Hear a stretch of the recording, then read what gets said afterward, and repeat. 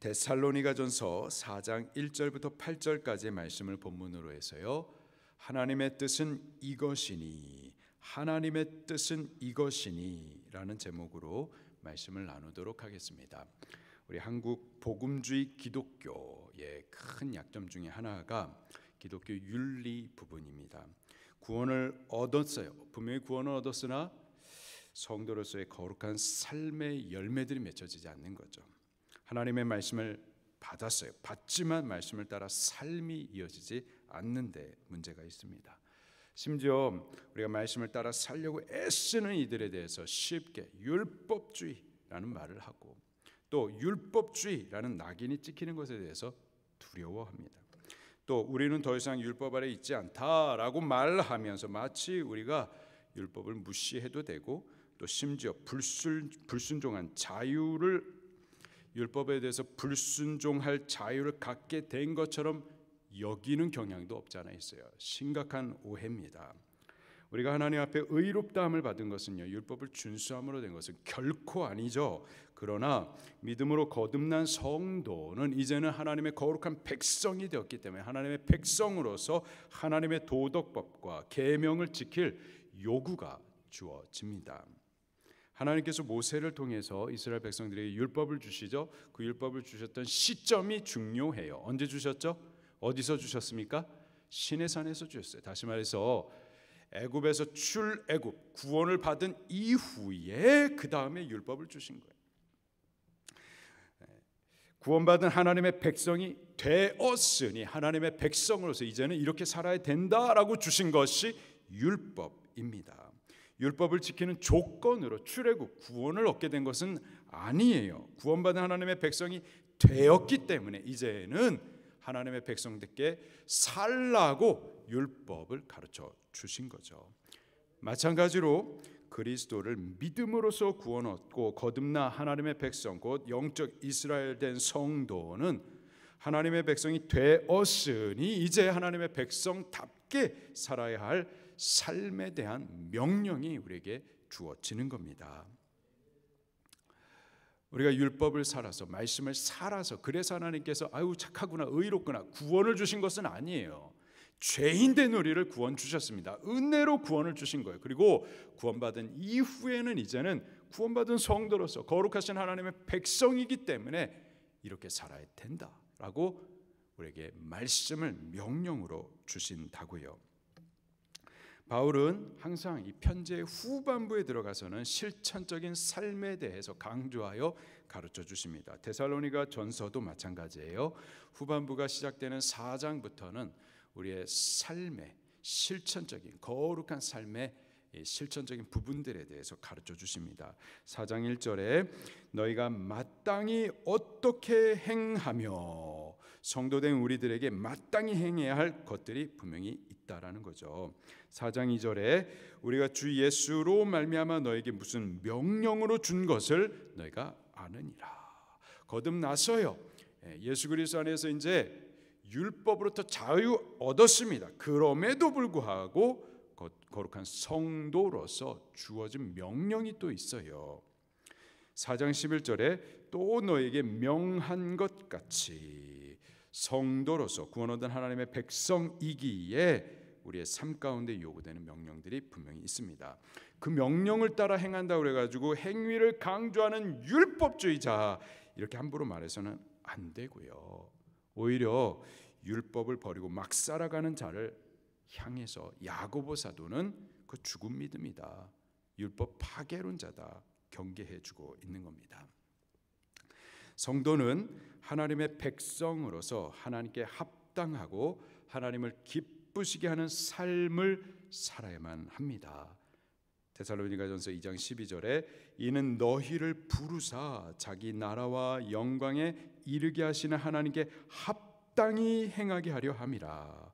데살로니가전서 4장 1절에 너희가 마땅히 어떻게 행하며 하나님을 기쁘시게 할 수 있는지를 우리에게 배웠으니 마땅히 행할 일들을 우리 배워야 하고 또 배운 대로 살아가셔야만 하는 겁니다.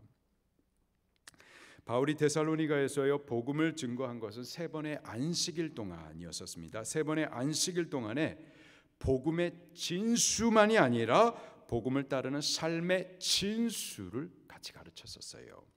예수님에 대한 믿음뿐만 아니라 구원을 주는 참 믿음을 입증해 주는 믿음의 행위를 함께 가르쳐 주었습니다. 오늘날 교회가 성도의 마땅히 행할 일들, 예를 들어서 주일 성수, 예배 성수, 헌금과 헌신, 술 문제, 성 문제, 또 제사 문제, 계명의 삶을 가르치면은 이것을 우리가 두렵게 받지 못하고 심지어 힘써 행하고자 하는 이들에 대해서 율법주의라고 함부로 공격하며 그러면서 그리스도인에게 요구되는 거룩한 삶을 자꾸 회피해 갑니다. 성도라고 하면서 주일과 예배를 쉽게 범하고요, 술과 음행으로 부정하고 하나님을 섬기면서도 또 다른 손으로는 죽은 조상에게 제사하는 등 우상을 숭배해요. 예수님 안에서 거듭났다 하지만 옛사람의 죄악의 구습을 그대로 잊고서 살아요. 그러면서 나도 예수 믿어, 나는 율법에서부터 자유해, 이런 말을 한단 말이죠. 나도 예수님 믿어. 근데요, 내가 예수님 믿는다라는 나의 믿음의 고백보다 더 중요한 것은요, 나의 그 고백이, 믿음의 고백이 과연 성경적이냐. 나는 예수님을 믿는다, 나도 예수님 믿는다 그러는데 나의 믿음에 대해서 하나님께서 인정하시겠느냐. 그게 진짜 두려운 거예요. 그게 진짜 중요한 겁니다. 바울 서신의 특징과 가르침은 뚜렷합니다. 후반부에 들어와서는요, 성도의 실천적인 삶, 거룩한 삶에 대해서 전반부의 비중과 같은 무게로 가르쳐 줍니다. 데살로니가 교회는요, 3번의 복음 설교를 이제 막 태어난 어린 교회였어요. 어린 교회였었지만은 믿음과 소망과 사랑의 이 거룩한 의로운 열매들이 균형 있게 잘 자라던 예쁜 교회였었고요. 또 모든 교회들 가운데 본으로 세워진 교회였었고요. 믿음으로 소문이 날 정도로 그렇게 그냥 어리지만은 않았던 교회였었습니다. 그러나 여전히 더 배워야 하고 더 잘해야 할 부분이 분명히 있었어요. 데살로니가전서 3장 10절에 바울이 이렇게 말합니다. 내가 주야로 심히 간구함은 너희 얼굴을 보고 너희 믿음이 부족한 것을 보충하게 하려 함이라. 이제 막 태어난 어린 데살로니가 교회에 믿음의 부족한 부분이 분명히 있었던 거예요. 그리고 그 믿음의 부족한 부분이란 믿음의 행위, 거룩한 삶에 대한 부분이었습니다. 4장에서 바울이 한 3가지 내용에 대해서 가르쳐줘요. 그 중에 오늘 본문은요, 그 첫 번째 내용으로 거룩함에 대하여서 가르쳐 주십니다. 특별히 음란에 관하여서 가르쳐 주십니다. 1절과 2절 말씀을 먼저 읽도록 하겠습니다. 시작. 그러므로 형제들아, 우리가 끝으로 주 예수 안에서 너에게 구하고 권면하노니 너희가 마땅히 어떻게 행하며 하나님을 기쁘시게 할 수 있는지를 우리에게 배웠으니 곧 너희가 행하는 바라 더욱 많이 힘쓰라. 우리가 너희에게 무슨 명령으로 준 것을 너희가 아느니라. 자, 한 4가지 주목해야 될 내용들이 있는데요. 먼저 바울이 지금 실천적인 삶에 대해서 가르쳐 주는데 그 어조가요 절대 가볍지 않습니다. 1절에 너희에게 구하고 권면하노니, 구한다, 권한다, 비교적 부드러운 단어로 시작을 해요. 그러나 곧바로 이어서 말하기를 너희가 마땅히 행하며, 지금 권한다, 구한다라고 부드럽게 말은 하지만은 사실은 마땅히 행할 일이라는 거예요. 더 나아가서 2절에서는 너에게 무슨 명령으로 준 것을 너희가 아느니라. 내가 구한다, 권한다라고 말하지만 사실은 마땅히 순복해야 할 명령으로 준 것임을 상기시켜주고 있습니다. 명령이라는 말은 굉장히 강한 단어죠. 이거는 군대에서 사용하는 용어입니다. 돌격, 앞으로 명령하면은요 포화 속이라도 그 명령을 따라서 돌격해 나가셔야만 하는 거예요. 이게 군대에서 사용하는 명령의 개념이죠. 지금 바울이 교회에게 가르치는 것, 실천적인 삶에 대해서 지금 권하고 구하는 것, 부드럽게 지금 권하고 구한다라고 말하지만 사실은 절대 순복해야 될 명령이라는 겁니다. 바울은 이에 더 나아가지고요, 더 큰 권위로 실어서 말을 전해주고 있습니다. 2절에 보니까는 주 예수로 말미암아 너에게 무슨 명령으로 준 것을 너희가 아느니라. 주 예수로 말미암아, 누구로 말미암아? 주 예수로 말미암아. 지금 바울이 명령이다라고 상기시켜 말하는데 이게 누구의 명령이냐? 바울의 명령? 아니에요. 사람의 명령? 아닙니다. 누구의 명령이라고요? 예수님의 명령이라는 거예요. 지금 바울이 가르치고자 하는 그 실천적인 삶의 권면들, 이것은 사람의 그냥 해주면 좋겠는데 라는 권면이 아니라, 구하는 것이 아니라 반드시 따르고 절대 순복해야 할 신적 권위로 주어진 명령인 겁니다. 두 번째로요, 우리가 이제 가르침을 받아 실천적으로 행해야 되겠는데, 그 실천적인 행위의 근거, 그 동기, 그 목적이 어디에 있느냐? 여호와 하나님을 기쁘시게 함에 목적이 있어야만 하는 겁니다. 우리 1절 말씀을 다시 한번 읽어볼게요. 시작.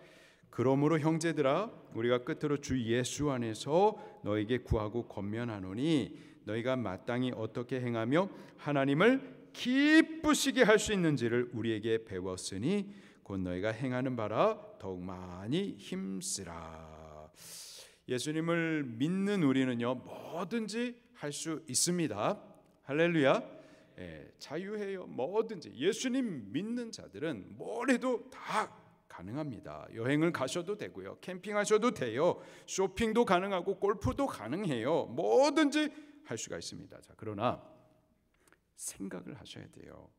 우리가 습관적으로 신앙의 인격이 되기까지 먼저 생각을 해야 할 것이, 과연 나의 행위가 하나님께서 기뻐하시겠는가, 이것을 생각하셔야만 하는 겁니다. 내가 지금 여행하는 거, 여행할 수 있어요. 그러나 과연 하나님께서 이거 기뻐하실까? 내가 지금 캠핑하는 거, 캠핑할 수 있습니다. 그러나 이것을 지금 하나님께서 기뻐하실까? 나의 행위에 대해서, 나의 행위가 하나님을 기쁘시게 하는 것일까 생각하셔야만 하는 겁니다. 어떤 사람이 내게 잘못을 했어요. 손해를 끼쳤습니다. 기분이 나빠요. 꼴밤을 갖다 확 때려주고 싶어요. 그때에도 내 감정대로 행하는 것이 아니라 먼저 생각을 하는 거예요.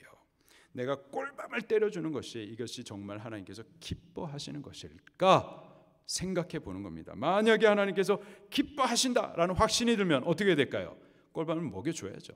한 대도 먹여주고 10대도 먹여주고, 한 대 때리면 하나님 기쁘시죠? 기쁘시죠? 하나님 기뻐하시는 일이라면 해야 되겠죠.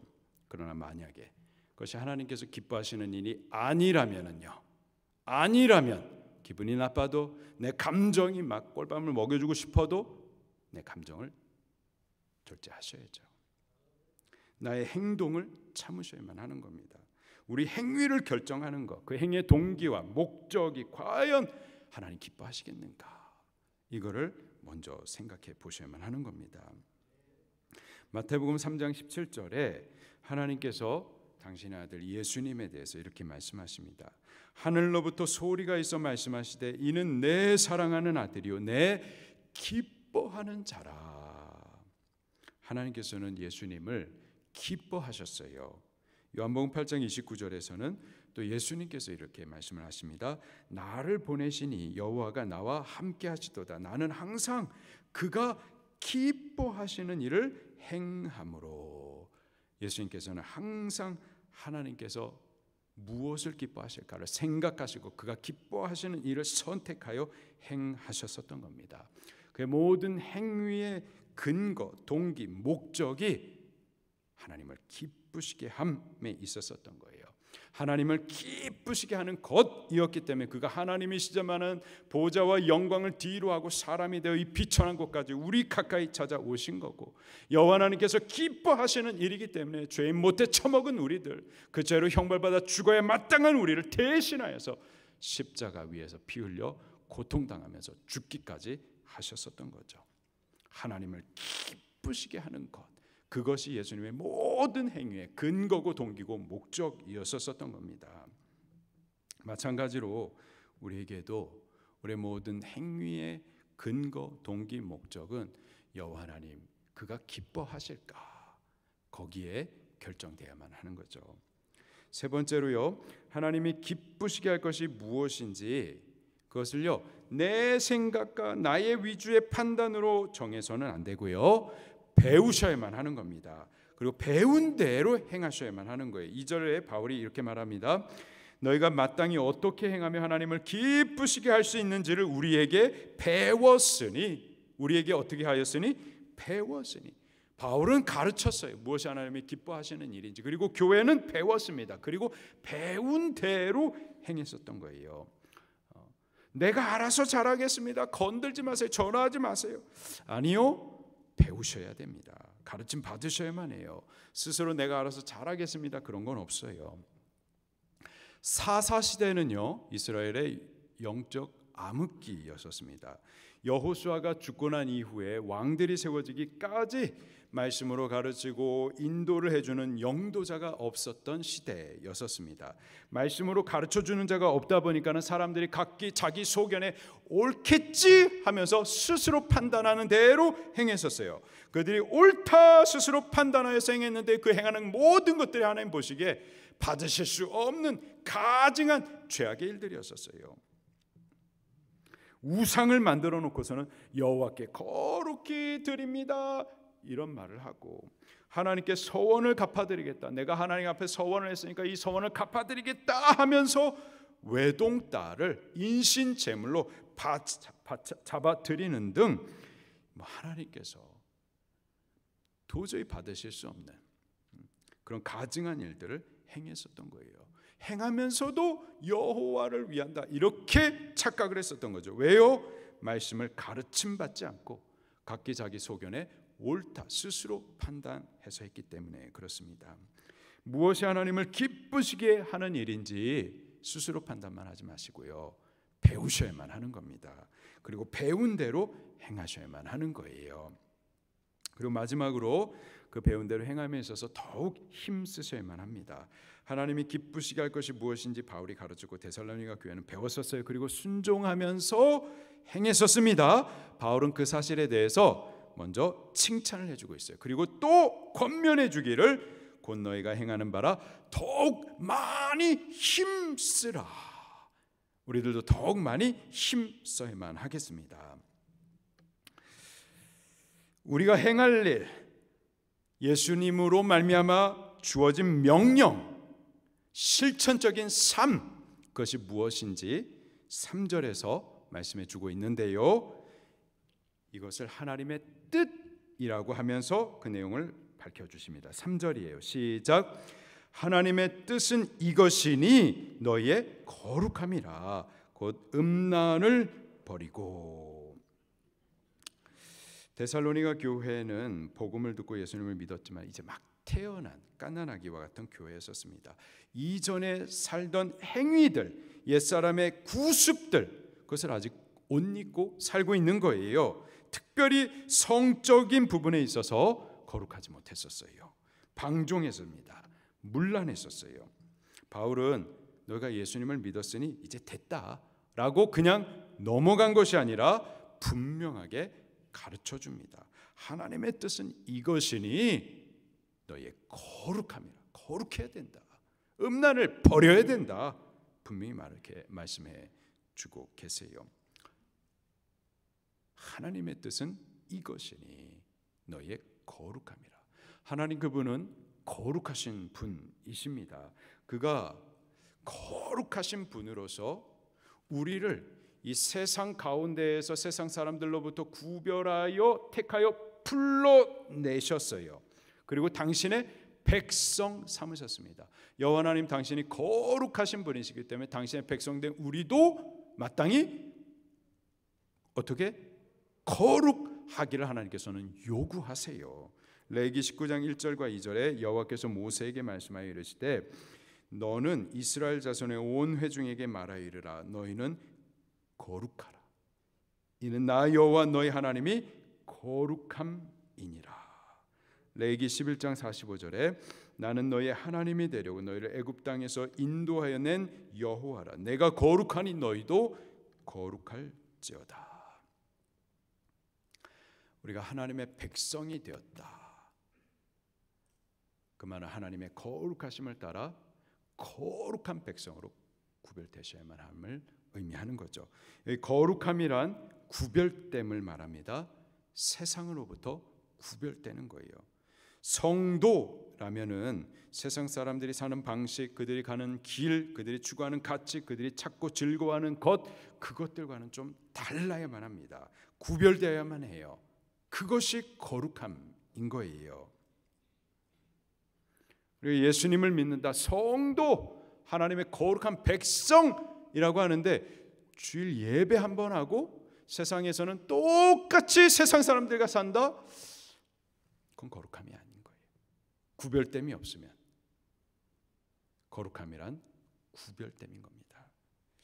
이 거룩함을 위해서요, 바울이 이제 구체적인 지침을 주십니다. 한 3가지 내용이에요. 첫 번째, 음란을 버리라라는 겁니다. 3절 말씀 4장 3절을 같이 읽겠습니다. 시작. 하나님의 뜻은 이것이니 너희의 거룩함이라 곧 음란을 버리라. 음란을 버려야만 합니다. 음란이란 성적 부도덕, 성적 방종, 모든 종류의 비합법적인 육체적 관계, 성적 관계를 말합니다. 결혼의 범주를 넘어간 남녀 간의 혹은 동성 간의 육체적인 성적인 관계를 말해요.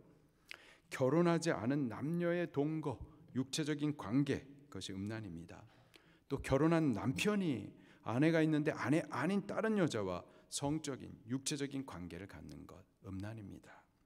또 결혼한 아내가 남편이 있는데 남편 아닌 다른 남자와 육체적인 성적인 관계를 갖는 것, 음란이에요.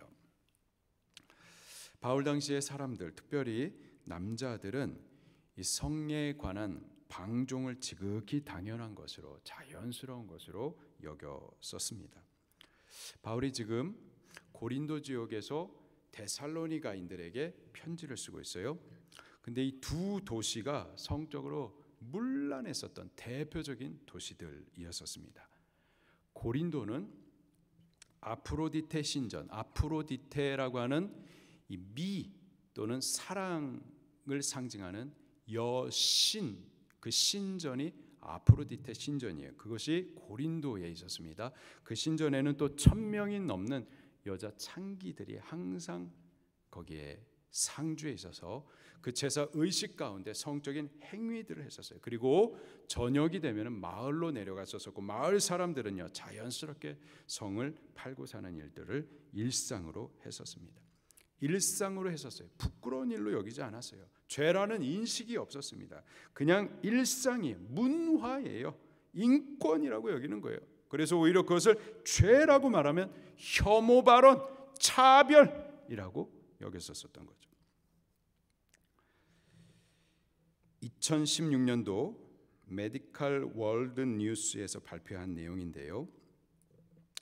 7년 전 자료입니다. 2022년 자료가 혹 있을까 찾아봤지만은 없었었고요. 7년 전 내용인데 7년 후 지금 상황이 지금 더 좋아졌을 것이다. 기대되지는 않습니다. 그 조사 내용이 이래요. 대한민국 성인 남성의 50.8%, 그리고 여성의 9.8%. 무슨 수치일까요? 대한민국 남성의 성인 남성의 50.8%, 여성의 9.8%. 외도의 경험이 있다라고 표현한 사람들입니다. 외도의 경험이 있다라고 말한 남녀의 수치예요. 남성의 경우는요 절반 이상입니다. 둘 중에 한 사람이. 둘 중에 한 사람. 그런데 그 50% 안에 기독교인들은 없을까요? 그 50% 안에 그 두 사람 중에 한 사람, 우리 교회들 안에는 없을까요? 영어 단어에 norm이라는 단어가 있어요. N-O-R-M, norm, 표준이라는 뜻이에요. 표준. 이 norm의 형용사 형태가요 normal입니다. normal. 요즘에 new normal이라는 단어를 많이 쓰는데 normal, 보통의, 평범한, 정상의라는 뜻이에요. 50%가 되면은요 이거는 보통의, 평범의, 정상적인 normal의 수치입니다. 외도라는 것이 보통의 남성들이 하는 것이 돼버린 거예요.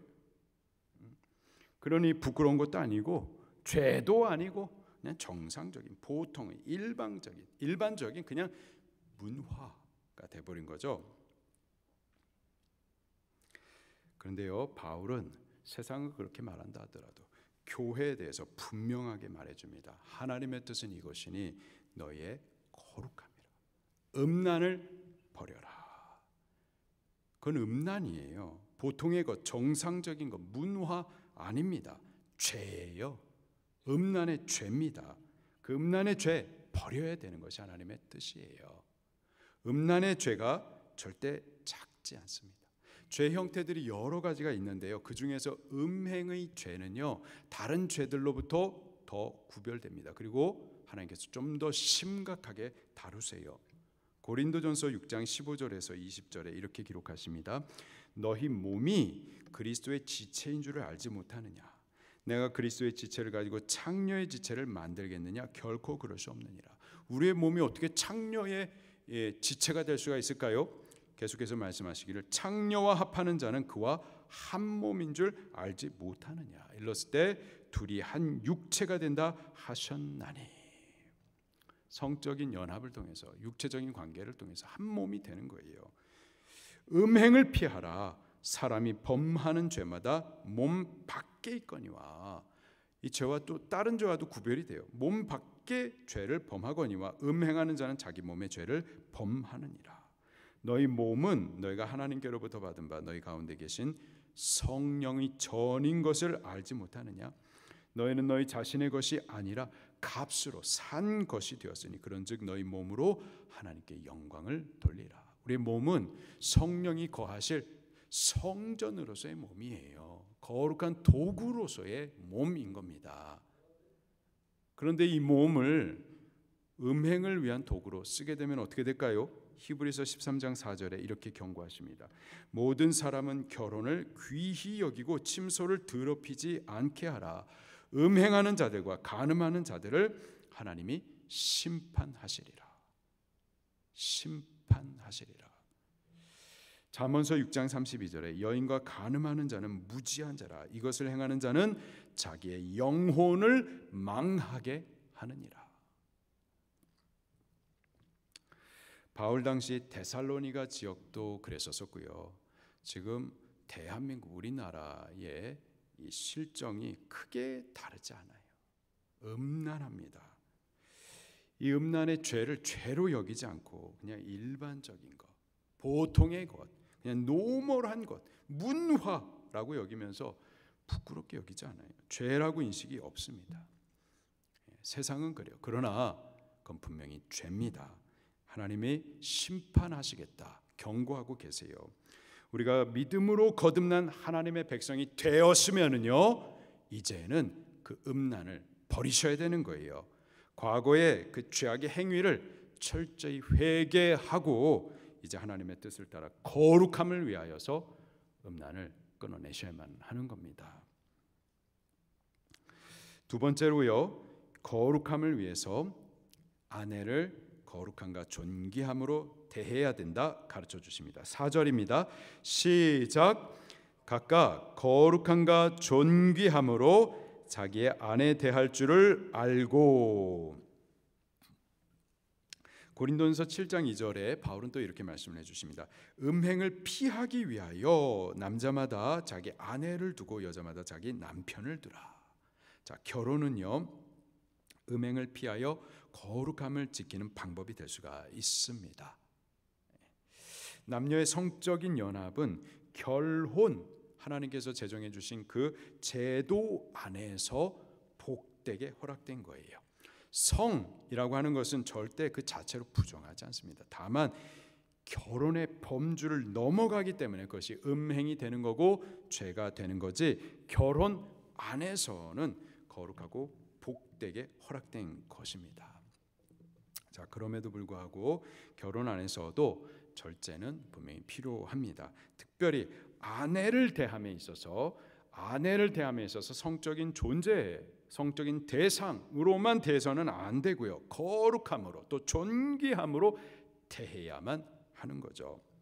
에베소서 5장 25절에 바울은 또 이렇게 가르쳐 주세요. 남편들아, 아내 사랑하기를 그리스도께서 교회를 사랑하시고 그 교회를 위하여 자신을 주심같이 하라. 그리스도께서 교회를, 우리를 사랑하셨어요. 우리를 사랑하셔서 어떻게까지 하셨느냐?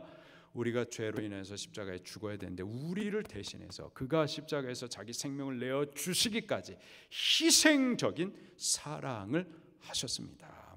이 말씀을 왜 하시느냐?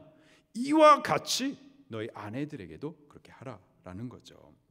우리 아내들에 대하여서 이렇게 희생적인 사랑으로 존중히 거룩히 대하여야만 하는 겁니다. 아멘 안 하실 거예요? 다시 한번요. 우리 남편들은 그리스도께서 교회를 위해서 십자가에서 자기의 생명을 내어주신 것 같이 우리들도 우리 아내들에 대하여서 희생적인 사랑을 함으로써 거룩함과 존귀함으로 대할 줄을 아셔야만 합니다.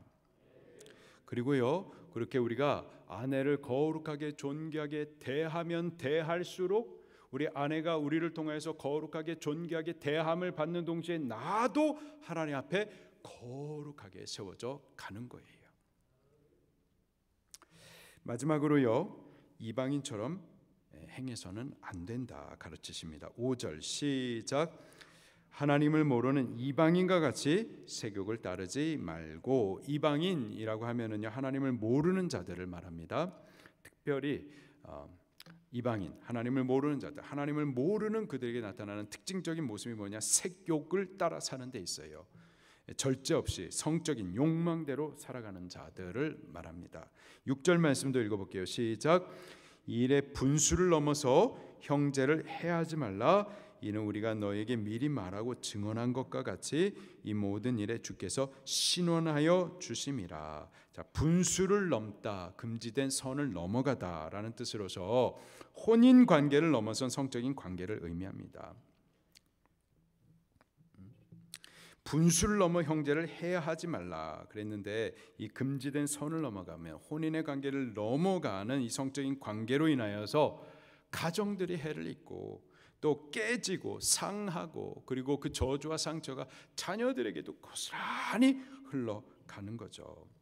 바울이 이렇게 말하고 있어요. 6절 마지막에 이 모든 일에 주께서 신원하여 주심이라. 신원하다라는 것은 심판하다, 형벌하다라는 뜻입니다. 이 음행의 죄에 대해서 하나님의 심판이 반드시 있어요. 데살로니가 교회, 그들은 전에 이방인들이었습니다. 하나님을 알지 못했어요. 하나님을 알지 못해서 두려움 없이 육신의 정욕을 따라 무절제하게 살아왔었던 거죠. 자, 그러나 이제는 예수 그리스도를 믿고 거룩하게 구별된 하나님의 백성이 되었어요. 그렇기 때문에 이제는 정욕을 따라 살지 말고 성령을 따라, 그리고 진리를 따라 살아가야 된다. 그러는 동안에 거룩함을 이룰 수가 있다라고 가르쳐 주십니다. 바울이 다시 한번 이 거룩함에 대하여서 또 강조하세요. 7절입니다. 시작. 하나님이 우리를 부르심은 부정하게 하심이 아니요 거룩하게 하심이라. 우리가 어떤 사람이냐? 하나님께서 세상 가운데서 부르신 자들이에요. 할렐루야. 예. 우리가 세상 가운데 세상 사람들과 그냥 똑같이 범죄하고 살았었는데 하나님께서 그 많은 사람들 가운데 택하여서 불러내심을 입은 자들, 그들이 바로 우리들이에요. 그렇게 또 부름을 받아 모인 모임이 교회입니다. 그렇게 하나님께서 불러서 모아주신 우리 교회를 향한 하나님의 그 부르심의 목적이 어디에 있느냐? 거룩함에 있습니다. 거룩함. 우리가 거룩하기 때문에 하나님께서 세상 가운데 택하셔서 하나님의 백성 삼으신 거 아니에요. 우리는 부정이에요. 부정한 우리를 하나님께서 부르셨어요. 그러나 그 부르심은 계속해서 부정한 채로 남겨두시는 것이 아니라 거룩함에 목적을 두시고 우리를 부르신 거라고요.